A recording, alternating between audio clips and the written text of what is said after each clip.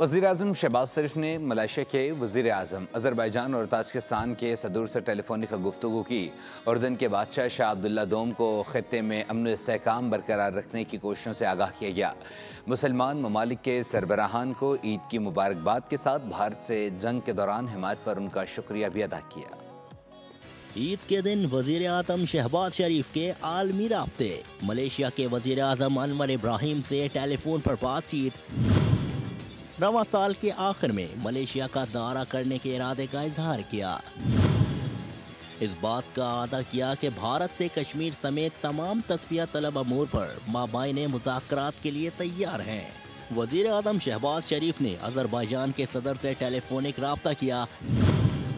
लाचन के हालिया दौरे के दौरान गर्म जोश इस्तकबाल पर सदर इल्हाम अलियूव का शुक्रिया अदा किया।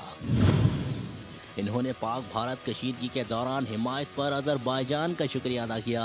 वज़ीर-ए-आज़म शहबाज शरीफ और ताजिकिस्तान के सदर के दरमियान भी राब्ता। ब्रादर मुल्क ने अवाम को ईद की मुबारकबाद दी। ताजिकिस्तान के सदर को जल्द से जल्द पाकिस्तान के दौरे की दावत भी दी। सदर इमाम अली रहमान ने इलाकाई अमन सलामती के लिए पाकिस्तान की कोशिशों को सराहा। वज़ीर-ए-आज़म शहबाज शरीफ और उर्दन के बादशाह का टेलीफोनिक राब्ता। शहबाज शरीफ का दो तरफा ताल्लुकात को मज़ीद फ़रोग़ देने की ख्वाहिश का आदा।